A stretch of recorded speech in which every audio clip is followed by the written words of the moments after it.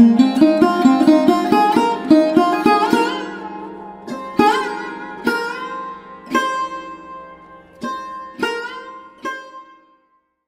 வணக்கங்கய்யா. வணக்கம் மணிகண்டன் சார். ஐயா எப்படி இருக்கீங்க? இறையருளால் குருவருளால் நலமாக இருக்கிறேன். சிறப்பு. நீங்க நல்லா இருக்கீங்க? நல்லா இருக்கு. எப்போ நல்லா இருப்பீங்க. கண்டிப்பா உங்க ஆசீர்வாதம் தான் ஐயா. நல்ல இறையருள். ஐயா நம்ம கடந்த சீரீஸ்ல பாத்தீங்கன்னா மேசம் பேசிட்டோம், நல்ல வரவேற்பு இருந்துச்சு. எப்படியும் கரெக்டா சொன்னீங்க, அக்யூரேட்டா நிறைய விஷயம் நாங்க வெளியே சொல்லிக்கிறது இல்லை, அது எப்படி நீங்க எடுத்து சொன்னீங்க அப்படின்னு சொல்றாங்க. கண்டிப்பா அதே சீரீஸ் கண்டினியூ பண்ணும்போது இன்னைக்கு ரிஷபராசி. ஸோ ரிஷபராசியில வந்து என்னதான் அப்படி ஒளிஞ்சிருக்கு உள்ள, இவங்களாம் எப்படி இருக்காங்க, உங்களோட என்ன சொல்ற வெளித்தோற்றம் தெரிஞ்ச உள்தோற்றம் என்ன அப்படிங்கிற விஷயத்தை வந்து சொல்லுங்க. கண்டிப்பா. மித்ரா டிவி அன்பர்களுக்கு என் அன்பான வணக்கம். மேசம் காலபுருஷ தத்துவப்படி அந்த மனித வாழ்வியலுடைய ரகசியங்களை பார்த்தோம். ஒட்டுமொத்த ரகசியம் பார்த்தோம். எனக்கு தெரிஞ்சதை சொல்லியிருக்கிறேன். கண்டிப்பா கண்டிப்பா. நிறைய குருமார்கள் காலபுருஷ தத்துவப்படி பேசியிருக்காங்க. இன்னைக்கு ட்ரெண்ட்ல நம்ம என்ன பேசணும், நமக்கு என்ன தெரியுமோ அதை நான் பேசியிருக்கேன். கண்டிப்பா. இதுல ரிஷபத்துக்கு வந்துடுவோம். ரிஷபம் ஒரு அருமையான ராசி. 12 ராசியில் சூப்பர் ராசி. எப்படி சூப்பர் ராசி? சந்திரன் உச்சமாகின்ற ராசி. எப்படி? சந்திரன் உச்சமாகிற. ஆமா, சந்திரன்னா அம்மா. ரிஷபம்னாலே தாய்ப்பாசம் மிகுதியானவர்கள், குழந்தை மனது உள்ளவர்கள். ஒரு எமோஷனலான ஒரு காட்சி வருது திரைப்படத்தில் அப்படின்னா கூட அழுதுருவாங்க, கண்களில் தண்ணி வந்துடும். உறவுகள் மேலே ரொம்ப பாசம், ரொம்ப பற்று. இது ரிஷபத்துக்கு இயற்கையாகவே உண்டு. தன்னை எப்பவுமே அழகாக வச்சுக்கணும்னு நினைப்பாங்க, ருசியாக சாப்பிடணும்னு நினைப்பாங்க, ஹைஃபையாக இருக்கணும்னு நினைப்பாங்க. வீடு, காரு, பங்களா, தோட்டம், மாடு, ஆடு, வளர்ப்பு பிராணிகள் இதெல்லாம் எனக்கு இருந்து அப்படி ஒரு வாழ்க்கை இந்த பூமியில் வாழ்ந்துடணும்னு நினச்ச ரிஷபம். ஏன்னா சுகாதிபதி போய் உச்சமாகிற வீடு, காலச்சக்கரத்துக்கு 4 சந்திரன் உச்சமாகிற வீடு. அப்போ 12 ராசிகள்லேயே சுகபோகமா சொகுசா உட்கார்ந்த இடத்துல எல்லாமே வேணும்னு கேட்கறது ரிஷபம் தான். ரிஷபராசி, ரிஷப லக்னத்தையும் எடுத்துக்கலாம். ஆனால் ரிஷபராசிக்கு இதை நம்ம பேச போகிறோம். அப்போ ரிஷபராசிக்காரங்கெல்லாம் பார்த்தீங்கன்னா அதாவது நம்ம நினைக்கிறாங்க ஒரு ட்ரெஸ் இருக்கணும்னா தேய்ச்சி வச்சிருக்கணும் ரெடியாக. ஒப்பனை பண்ணிக்கிறாங்கன்னா சீப்பு, பவுட்ரு, ஃபேர் அண்ட் லவ்லி, அதில் கூட பிராண்டு என்ன இருக்குது அதெல்லாம் இங்கே பக்கத்தில் இருக்கணும். இந்த பிராண்டு ஏன் இல்லை அப்படிங்கிற. அப்போ ஊருக்கு எங்கேயாவது வெளியில் போகிறாங்கன்னா எக்ஸ்ட்ரா 2 ஷர்ட்டு பேக்கில் எடுத்து வச்சுக்கிறது. பேக்கே பார்த்தீங்கன்னா நல்ல ஹைஃபையான பேக் எடுத்துக்கிறது. விரைந்த பயணத்தை முடிக்கிறது. ஃப்ளைட்டில் போய் இறங்கிடலாம். சென்னை யார் 7 மணி நேரம் போகிறது, இல்லை பெங்களூர் யார் 7 மணி நேரம் போகிறது, ஃப்ளைட்டில் போவோம் அப்படின்னு விரைந்து பயணத்தை முடிக்கிறது. ரசிச்சுக்கிட்டே இந்த வாழ்க்கையை வாழ்கிறது. மலைப்பகுதிகள், மழைனா மழை பெய்யுற இடம், மலைப்பகுதிகள், ஹில்ஸு, ஆறு, ஓடை, உணவு, விதவிதமான உணவுகள் ரசிச்சு ருசிச்சு, ஸ்வீட் பிரியர்கள். என்னது? ஸ்வீட் பிரியர்கள், உணவு பிரியர்கள், ஐஸ்கிரீம் பிரியர்கள், இதெல்லாம் ரிஷபம். அதோட சிம்பிள் பார்த்தீங்கன்னா மாடு, காளை மாடு. அப்போ அந்த காளை மாடு கோபம் வராது, கோபம் வந்தால் தாங்காது. ரிஷபத்துக்கு கோபம் வந்தால் தாங்காது, உழைச்சிக்கிட்டே இருக்கும். காளை மாடு சும்மா இருக்குமா? உழைச்சி அது உழைப்புக்கு போயிடும். பொதுவாக சொல்லுவாங்களையா ரிஷபம் சொன்னா ஒரு பொதி மாடு, குடும்ப பாரத்தையே சுமப்பாங்க அப்படின்னு. அதேதான், குடும்ப பாரத்தை சுமக்கிறது ரிஷபம். அப்படிப்பட்டவங்க. இது காலச்சக்கரத்துக்கு 2வது வீடு. ராசிநாதனும் 6 ஒருவனே, சுக்கிரன். அப்ப இவர்களுக்கு எதிரி இவர்களே. வெளியில இருந்தெல்லாம் ஆள் வர வேண்டியது. அது என்னமோ உண்மைதாங்க. ஆமா, பேசியும் உறவை கெடுத்துக்குவாங்க, உணவு சாப்பிட்டு உடம்ப கெடுத்துக்குவாங்க. ரிஷபராசிக்காரங்களுக்கு அப்படித்தான். அந்த வீடு வந்து சுக்கிரனோட வீடு. அங்க இருக்கிற நட்சத்திரம் சூரியன், சந்திரன், செவ்வாய். 2 பாதம் அங்க இருக்கு, மிருகசீரிடம். அப்ப சூரிய நட்சத்திரம், சந்திரன் நட்சத்திரம், செவ்வாய் நட்சத்திரம். அப்ப சூரியனும் சந்திரனும் சேர்ந்தால் ரிஷபராசியில் நீங்க பிறந்துட்டீங்கனாலே நீங்க வந்து அம்மாவோட பிறந்தவங்க, அப்பாவோட பிறந்தவங்க கண்டிப்பா இருப்பாங்க. ஆணும் பெண்ணும் உண்டு. தாய் தந்தையரோட பிறந்தவங்க இருப்பாங்க. கூட்டு குடும்பமா இருக்கும், பெரிய குடும்பமா இருக்கும். ஏன்னா சூரியனா அப்பா, சந்திர அம்மா, செவ்வாய் உடன்பிறப்பு. அப்ப அம்மா அப்பாவோட உடன்பிறப்பு இருக்குமா இருக்காதா? கண்டிப்பா. எப்படி காலபுருஷ தத்துவத்துல கொண்டு ஒளிச்சு வச்சிருக்கான் பாருங்க. உறவுகள் சார்ந்த விஷயம் ரொம்ப. ஆமா, ரத்த சம்பந்தப்பட்ட உறவுகளை நேசிப்பாங்க. அண்ணன் தம்பிகளுக்காக விட்டு கொடுத்துருவாங்க. பொழைச்சு போறான், தொலைஞ்சு போறான் அப்படின்லாம் விட்டு கொடுத்துருவாங்க. அந்த அம்பாள் வழிபாடு ரொம்ப பிடிக்கும். ஏன் இவங்க அம்மாவே பார்த்தீங்கன்னா மகாலட்சுமி மாதிரி லட்சுமி கடாட்சமா இருப்பாங்க. ரிஷபராசி ரிஷபலக்கணத்தில் பிறந்தவங்க. இந்த ரிஷபராசியில் பிறந்த தாய்மார்கள்லாம் பாருங்க, அம்மா அதாவது ரிஷபராசிக்காரங்களோட அம்மா தன்மானம் ஜாஸ்தி. எப்படி தன்மானம் ஜாஸ்தி? அவங்க தான் அந்த குடும்பத்தை வந்து நிலைநிறுத்திட்டு இருப்பாங்க. எனக்கு அப்புறம் தான்ப்பா எல்லாம், நான் இப்படித்தான்ப்பா அப்படி. அப்புறம் ரொம்ப எமோஷ்னல், ஏதாவது ஒரு சின்ன ஒரு பிரச்சனை யாருக்காவது குடும்பத்தில் இல்லைன்னா அழுவாங்க. பாவம் என்ன பண்ணுவான் அந்த தாய் மனசு, அதுவும் அங்கே வந்துடுது. இதெல்லாம் ரிஷபராசியினுடைய வேலைகள். சிறப்பாக சொன்னீங்க ஐயா. இப்போ என்னன்னா, இப்போ இவங்களே வந்து கமெண்ட் செக்ஷன் என்ன போடுறாங்கன்னா, ஐயா தாய் உணவு அதாவது அம்மா தான் முக்கியம் அப்படின்னு வாழ்ந்துட்டு இருக்கோம், கல்யாணத்துக்கு அப்புறம் தாரம் இருக்காங்க, ரெண்டையும் வந்து நம்ம வந்து பேலன்ஸ் பண்ண முடியல அப்படிங்கிறாங்க. அது எந்த வகையில்? இது எல்லா ராசிக்காரங்களுக்கு நடக்கிறது தான் அப்படி. ஆனால் ரிஷப ராசிக்காரங்களுக்கு பிரச்சனையே என்னன்னா, மனைவின்னு எப்போ வருதோ அப்போ அம்மாவுக்கும் அந்த பெண்ணுக்கும் சின்ன மோதல்கள் உருவாயே தீரும். சந்திரன் சுக்கிரனோட வீடு. பொதுவாக ஒரு ஜாதகத்துல சுக்கிரன் சந்திரன் இணைவே பெண்களே பெண்களுக்கு எதிரி. இதைத்தான் நம்ம கிரக சேர்க்கையில சொல்றோம். அப்ப அது கொஞ்சம் தொந்தரவு இருக்கும். ரிஷப ராசிக்கு ராசிநாதனே 6 அங்க சுக்கிரன் உச்ச 6ஆம் இடத்துல. இரவு பகல் பாராமல் வேலை செய்பவர்கள். எப்படி? இரவு பகல் சொந்த ஊரை விட்டு வெளியூரோ வெளிநாடோ வெளிமாநிலமோ ஒரு 25 கிலோமீட்டராவது தள்ளி இருந்தவங்க எல்லாம் நல்லா இருக்காங்க. ரிஷபராசியில் பிறந்தவங்க வளர்ச்சியோடு இருக்காங்க அப்படிங்கிறத உண்மை.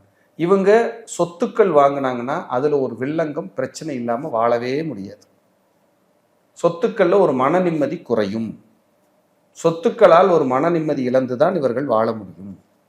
தாயாரின் சுகம் கெடும். தாயாரின் சுகம் கெடும். கண்டிப்பா ரிஷபராசிக்காரங்களுக்கு பாருங்க, அப்பா போராடாம வாழவே முடியாது. ஏன்னா தந்தை ஸ்தானத்துக்கு 8 போய் 6ல் உச்சமாகிற வீடு. கடகம் தானே 8ஆம் இடம், அதுக்கான சந்திரன் 6ல் தானே உச்சமாகறான். அந்த ரிஷபராசியில பிறந்தவங்க அப்பா இருப்பாங்கல்ல, அவங்க வீட்டில் பிறந்த பெண்கள் வந்து ஒன்றும் நோயாளியா இருப்பாங்க, இல்லை கணவனோட பிரச்சனையா இருப்பாங்க, இல்லை குடும்பத்துக்கு ஒத்து வராம வாழ்ந்துட்டு இருப்பாங்க. இதெல்லாம் இருக்கும் ரிஷபராசியில் பிறந்தவங்களுக்கு. ரிஷபராசியில பிறந்தவங்களுக்கு பணம் வந்து பிரதானமான குறிக்கோள். அவங்க கையில காசு இல்லைன்னா அவங்களாம் நிம்மதியா இருக்க முடியாது. ஏன்னா காலச்சக்கரத்துக்கு 2வது வீடு. இவங்க பேச்சு வந்து கட் அண்ட் ரைட்டா இருக்கும், பர்ஃபெக்ஷனா இருக்கும். கண் பிரச்சனை உடையவர்கள். ஒரு நாளாவது பொருளாதாரத்தை இழந்துதான் மேல வருவாங்க. ஏன்னா ரிஷபராசிக்கானவன் சுக்கிரன், அவன் போய் நீசமாகிற வீடு 6வது வீடு. அப்ப நீசமாகிற வீடு 6வது வீடு. அப்ப 6வது வீடுன்னா நீசமாகிற இடம்னா பணத்தை இழந்தவங்க. பணத்தை எங்கேயாவது கொடுத்து ஏமாறணும், தொழில் செய்யறன்னு ஏமாறணும், எப்படியாவது காசு இழந்துடணும். இழக்காம இவங்களால வாழ முடியாது. இழந்தது மீட்டுருவாங்க பிற்காலத்துல. கண்டிப்பா இழந்தது மீட்டுவாங்க. ஏன்னா ரிஷபராசிக்கான கிரகம் யாருன்னா சுக்கிரன். அந்த ராசிக்கு 11ல் போய் உச்சமடைவார். அப்ப 45 வயசுக்கு மேல வளர்ச்சி, 45 இயர்ஸ்க்கு மேல ஒரு டெவலப்மெண்ட். பரவாயில்ல, இப்ப நான் கொஞ்சம் நல்லா தான் இருக்கேன் அப்படிங்கிற லைஃபை ரிஷபராசிக்கு கிரகம் கொடுத்துரும். எப்படிப்பட்ட ஒரு அற்புதம் பாருங்க, ரொம்ப நல்லா இருக்கும். இவங்களுக்கு மூத்த சகோதரி இருந்தா, அத்தை உறவு இருந்தா கொஞ்ச காலம் கசப்பாய் தான் சரியாகும். இல்லைன்னா அவங்க வாழ்க்கையில ஒரு கசப்பு இருக்கும், ஒரு நிம்மதி இல்லாத வாழ்க்கை வாழ்வாங்க. ரிஷபராசியில் பிறந்த அத்தைகள் மூத்த சகோதரி இருந்தா சிறப்பு இருக்காது. ரிஷபராசியில பிறந்தவங்களுக்கு அப்பா வழியில கொஞ்சம் பெண்கள் அதிகமா இருப்பாங்க. இது 90% பொருந்தி வருது. ரிஷபராசிக்காரங்களுக்கு 2க்கும் 5க்கும் உடையவன், 2க்கும் 5க்கும் உடையவன் புதன். இப்ப 2 வருமானம் பண்றது, 2 தொழில் செய்யறது, ஒரு தொழில வர்ற வருமானம் பத்தாது, வேற ஏதாவது நான் செய்யணும்னு நினைக்கிறது இவங்களுடைய ஆர்வமா இருக்கும். அப்படி இல்லாம இவங்க வாழ மாட்டாங்க. 2ஆம் வீட்டுக்கும் 5ஆம் வீட்டுக்கும் ஒருவரே வருவதால் இவர்களின் பேச்சில் நேர்மை இருக்கும். சொன்ன சொல்லை காப்பாற்றுவார்கள். மற்றவர்களுக்கு கொடுத்து உதவ வேண்டும் என்ற எண்ணம் உடையவர்கள், உதவி செய்வாங்க. அதே போல காசு பணம் வாங்குறாங்கன்னா கரெக்டா திருப்பி கொடுத்துடணும்னு இருக்கிற ராசி ரிஷபம். 2, 5க்கு உடையவர்கள். 2ஆம் இடம் வருமானம், 5ஆம் இடம் அதிர்ஷ்டம், புண்ணியம். இவங்க லைஃப் லாங் எந்த ஸ்டேஜில் இருக்காங்களோ அதுக்கான தொகை வந்துகிட்டே இருக்கும். நீங்க கோடீஸ்வரனா இருங்க, அன்றாடங்காட்சியா இருங்க, மிடில் கிளாஸா இருங்க, உங்களுக்கான பைசா வந்துகிட்டே இருக்கும், வராம இருக்க. ஒரு வீட்டில் ரிஷபராசி இருக்குதுனாலே கண்டிப்பா பொருளாதாரம் தேவைக்கு வந்துட்டே தான் இருக்கும், வராமல் போகாது. இதை உறுதியா சொல்லலாம். 2ஆம் வீட்டுக்கும் 5ஆம் வீட்டுக்கும் அதிபதி. சிலர்லாம் வேலைக்கு போயிட்டு படிப்பாங்க, சிலருக்கு படிச்சு முடிச்ச உடனே வேலை கிடைக்கும். குடும்பம் அமைஞ்சதுக்கு அப்புறம் புகழ் அடைஞ்சிருவாங்க. குழந்தை பிறந்ததுக்கு அப்புறம் வருமானம் உயர்ந்துடும். பூர்வீகத்தில் வழக்கு வில்லங்கங்கள் உண்டு. பூர்வீகத்தால் பிரயோஜனம் இல்லை, பிரச்சனை உண்டு. பூர்வீகத்தில் சிறப்பு இருக்காது. ஏன்னா 5 குடையவனே காலச்சக்கரத்துக்கு 6 குடையவன். குழந்தைகளால மன வருத்தம், குழந்தைகளுக்கு ஹெல்த் இஷ்யூஸு, குழந்தை பிறந்த பிரச்சனை, ஒரு குழந்தைக்கு ஒரு குழந்தை இடைவெளி, குழந்தை பிறந்ததுக்கப்புறம் கொஞ்சம் கடனாளியான, இழந்துதான் மேலே வந்தேன், அதுக்கப்புறம் நல்லா இருந்தேன். ஆனால் இழந்தாலும் குழந்தை பிறந்ததுக்கப்புறம் நல்லாவும் இருப்பாங்க, ஒரு வளர்ச்சியும் உண்டு. இவர்களுக்கு தாய்மாமனால் பிரயோஜனம் கம்மி தான். ஆனால் தாய்மாமன் மேலே உயிராக இருப்பாங்க. தாய்மாமன் இருந்தால் திடீர்னு ஒரு நாள் எதிரியாக மாறிடுவார், இல்லை அவருக்கு ஹெல்த் பாதிக்கும், இல்லை நல்லா வாழ்ந்து கெட்டு போனவங்கள ரிஷபராசி தாய்மாமன். நல்லா வாழ்ந்து கெட்டு போனது. ஆனால் அந்த தாய்மாமன் வந்து பார்த்தீங்கன்னா நல்ல அறிவாளியாக இருப்பாங்க, படிச்சிருக்க மாட்டாங்க. சிலர் நல்லா சம்பாரிச்சிட்டு இருப்பாங்க. ரிஷபராசிக்காரங்களுக்கு தான் அது பொருந்தும். ஏன்னா 2 குடையவன் 5ல் உச்சம் பெறான்.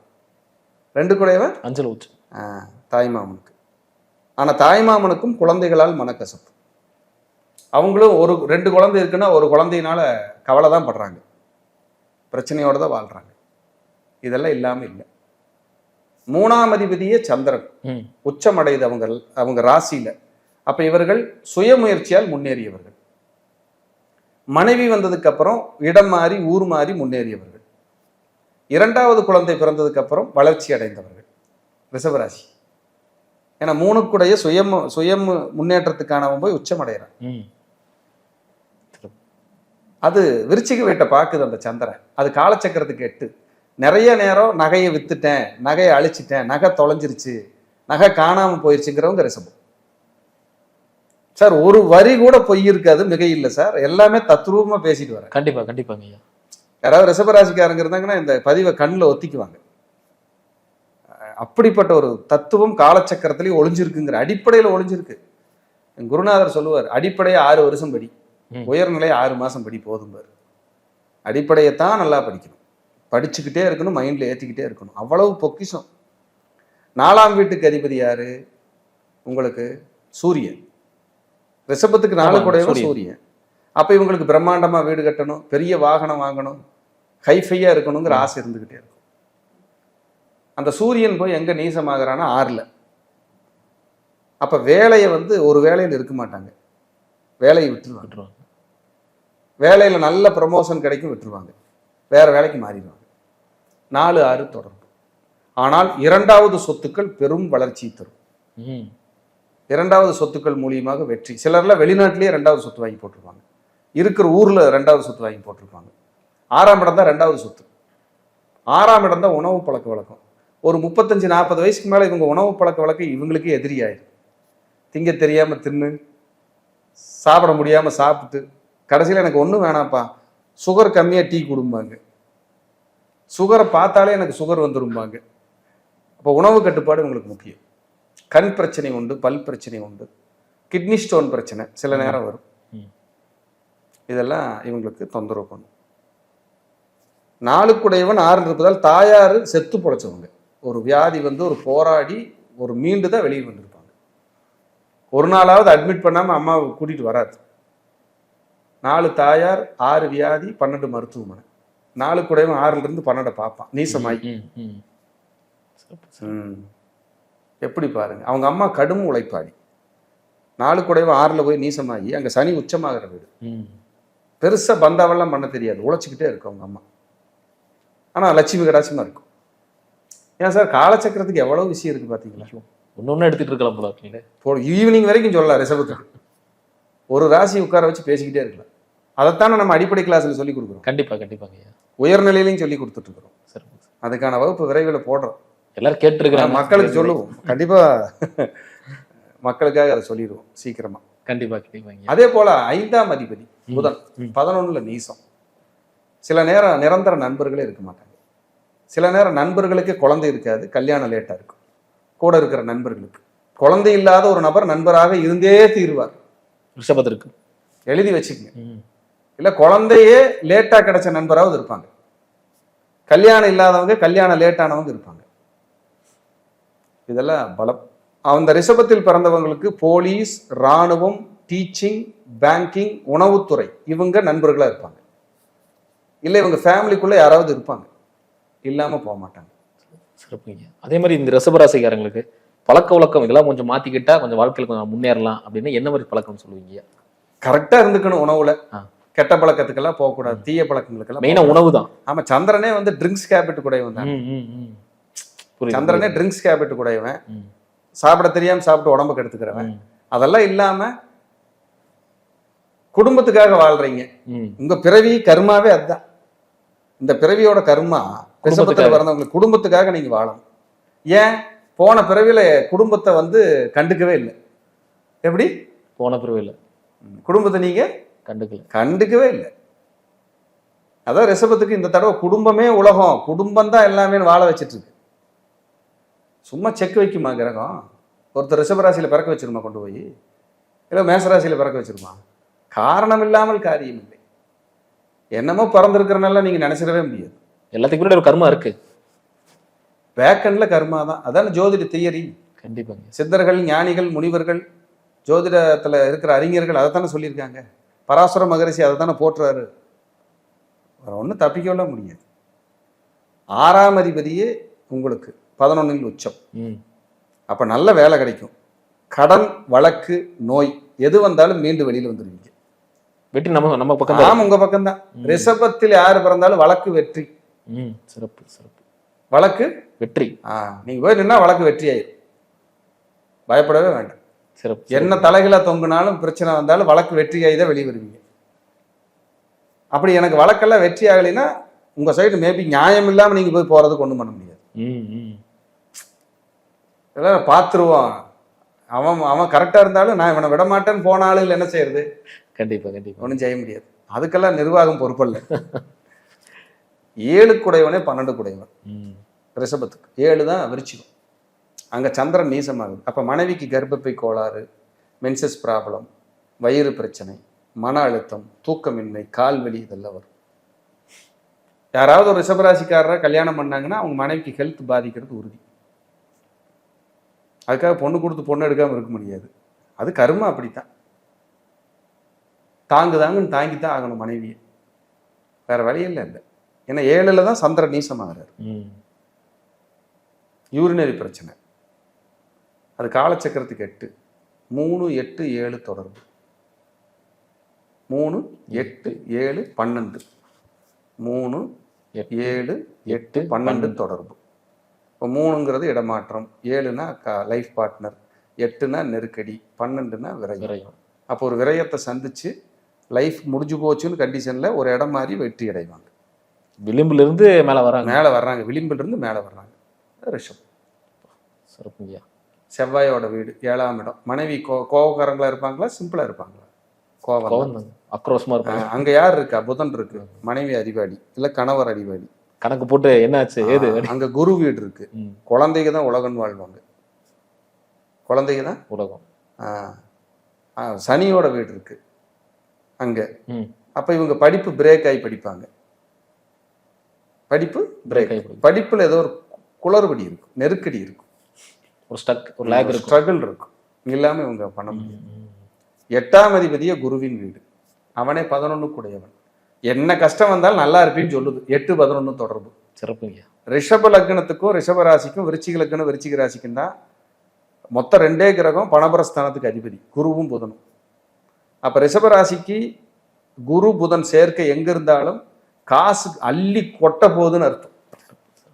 அள்ளி கொட்ட போகுது. அதெல்லாம் சான்ஸே இல்லை. கொடுத்தே தீரும். உங்க சக்தி என்னவோ அதுக்கு கொட்டிட்டு போயிடும். உனக்கு டெய்லி 2000 ரூபாய் வேணும்னா 2000 ரூபாய் கொட்டிடும். அதை கொடுக்காம எல்லாம் போக. 8 குடையவனே 11 குடையவன். எவ்வளவு கஷ்டங்களா இருந்தாலும் மீண்டு வெளியில வந்துடுவாங்க. 9க்கும் 10 குடையவனே சனி, தர்மகர்மாதிபதி. எப்படி? தர்மகர்மாதிபதி. ரிஷபராசியில பிறந்தவங்களுக்கு சனிதான் யோகி, சனிதான் நல்லவர். சனீஸ்வரனை பிடிச்சிக்குங்க. சனிக்கிழமை எல்லாத்தையும் பண்ணுங்க. சனிக்கிழமை போய் நீங்க எதை பண்ணாலும் சக்சஸ் ஆகும். சனிக்கிழமை வெற்றி அடையும். சனி கொடுத்தார் எவர் தடுப்பார்? ரிஷபராசிக்கே பொருந்தும். அப்ப சனிக்கிழமை மோசம்னு ஒதுக்காதீங்க. எல்லாருக்கும் குரு நல்லவர் இல்லை, எல்லாருக்கும் சனி கெட்டவர் இல்லை. துலா லக்னக்காரங்களுக்கு குரு ஆகாது. ரிஷப லக்னக்காரங்களுக்கு சனி தான் டாப், வேற மாதிரி வேலை செய்யும். அப்ப தர்ம கர்மாதிபதி. இப்ப இவங்க தந்தை கடுமையான உழைப்பாளி, தந்தை கீழ்நிலையிலிருந்து உயர்ந்த நிலைக்கு வந்தவர். அம்மா வழியிலேயோ அப்பா வழியிலேயோ கண்டிப்பா அரசு பணியில வேலை செய்யறது இருப்பாங்க. இல்லைன்னா மனைவி கல்யாணம் பண்ணி போனாலும் மனைவியோ கணவர் வழியிலேயாவது யாராவது அரசு பணியில் இருப்பாங்க, கெஜெட்டட் ஆபீசர், இல்லைன்னா உயர்ந்த பதவியிலேயாவது இருப்பாங்க. 11 குடையவனே குரு. 11 குடையவர் குரு. உச்சமாகின்ற வீடு 3ஆம் வீடு. 11-3 தொடர்பு. உபஜயஸ்தான அதிபதிகள் வலுத்து நிற்கிற இடம். ஜெயிக்காம எங்க சார் போயிருவீங்க ரிஷபராசிக்காரங்க? கண்டிப்பா கடவுளை கெட்டியா பிடிங்க, திருச்செந்தூரான பிடிச்சிக்குங்க. 11 குடையவனே லாபாதிபதியே திருச்செந்தூர் முருகர் தான். ராமேஸ்வரம் வருஷம் வருஷம் போயிட்டு வாங்க. சுக்கரம் உச்சமாகிற இடம். ரங்கநாதரை போய் பாருங்க ஸ்ரீரங்கத்துல, எப்படி பாருங்க பரிகாரம். அப்படி அதை பிடிச்சாதான் ஜெயிக்க முடியும். 12 குடையவனே செவ்வாய். அவன் நீசமாகிற வீடு 3ஆவது வீடு. கண்டிப்பா இளைய சகோதரி சகோதரன் ஒண்ணு இல்லாம போவாங்க, இல்ல பிறந்து இறக்குறது, இல்ல கசப்பாகிறது ஒண்ணு. அவன் உச்சமாகிற வீடு 9 செவ்வாய். அப்ப தந்தை கோபக்காரர். தந்தை கோபக்காரர். ஒரு கெத்தா இருக்கும். கெத்தா இருக்கிறதுல கோபம் இருக்கும். சும்மா உட்கார்ந்து இருந்தாலும் கோபம் வரும். நான் இப்படித்தான் இருப்பேன். ஆனா அவங்க தந்தை சூப்பரா வாழ்ந்தவங்க, ஃபேமிலி எல்லாம் நல்லா வாழ்ந்திருப்பாங்க. நல்லா தான் இருந்தோம் அப்படின்னு வாழ்ந்தவங்க தான். உழைப்பால் உயர்ந்தவர்கள். இவங்க தந்தையாரும் ஒரு சொத்துக்கள் எல்லாம் பூர்வீகம் எல்லாம் வச்சிருந்தா பூரா அழிஞ்சு போயிடும். இந்த பையன் வந்தோ இல்லை இந்த பொண்ணு வந்தோ ரிஷபராசியில பிறந்தவங்க அப்படியே உயர்ந்து உயர்ந்து உயர்ந்து அப்பா அம்மாவை நல்லா பார்த்துக்குவாங்க. அப்படிப்பட்ட மகத்தான ஒரு ரிஷபம் காலப்புருஷ தத்துவப்படி இப்படித்தான் அவங்க வாழ்றாங்க. 9 குடைய தந்தைக்கானவன் போய் 10 குடையவன் போய் 6ல் உச்சமாகறான். அப்ப ஃபர்ஸ்ட் தொழிலா வேலையான வேலைக்கு தான் முன்னுரிமை, அப்புறம் தான் தொழில். ஆனா இவங்க ஒரு பிராண்டா மாறிடுவாங்க. ஆமா, மாறிடுவாங்க. தொழிலா வேலையானா வேலைக்கு தான் முன்னுரிமை. இல்ல சார் நான் முதலாளியா தான் இருக்கேன், இருந்துக்குங்க. அங்கேயும் வேலைக்காரன் தான். எப்படி? சூப்பர். அங்கேயும் வேலைக்காரன் தான். லேபரோட சேர்ந்து செஞ்சுக்கிட்டு இருப்பீங்க. லேபர் செய்ய வேண்டியதை தொழிலாளிகள் செய்ய வேண்டியதை கூட இருந்து பார்த்துக்கிட்டு இருப்பீங்க. ஏன்னா சனி 6ஆம் வீட்டில் தான் உச்சமாகிறாரு. தொழில்காரகன் போய் எங்க உச்சமாகிறாரு? 6. 12 பார்க்குது. அப்போ ஒரு கடனுக்காக எதையாவது ஒன்று வித்து கட்டுற நிலைமை ஒரு நாளைக்காவது வரும். கொஞ்சமாவது அப்படி சரி பண்ணித்தான் ஆகும், வேற வழி இல்லை. கொலாட்ரல் பண்ணி தான் கடன் வாங்க முடியும். ஏன்னா கிரகங்க அப்படித்தான் உட்கார்ந்துருக்கு. ஒரு சொத்தின் பேர்ல கடன், இல்லை கடனுக்காக சொத்தை வித்த, இது இல்லாம ரிஷபராசி வாழாது. தொழில் செய்கிறவங்க இப்படியெல்லாம் காலச்சக்கர தத்துவத்தின்படி, காலப்புருஷ தத்துவத்தின்படி ரிஷபராசியில் பிறந்தவர்களுக்கான வாழ்க்கை சூட்சமும் இவ்வளவு இருக்கு, இன்னும் இருக்கு. இதை ரத்தின சுருக்கமா நான் சொல்லியிருக்கேன். இல்லையே ஆக மொத்தம் ஒரு 99% உள்ள கொண்டு வந்துட்டீங்க. கண்டிப்பா எல்லா இறையருள் எல்லாருக்கும் எல்லாம் கிடைக்கட்டும். சிறப்புங்க. ரொம்ப ரொம்ப நன்றிங்கய்யா. நன்றி. டைம் ஒதுக்கி இவ்வளவு விஷயங்கள் பண்ணி கொடுத்து ரொம்ப ரொம்ப நன்றி. நேயர்களுக்காக பண்ணது ரொம்ப நன்றிங்க. சந்தோஷம். வாழ்க வளர்க. நன்றிங்க.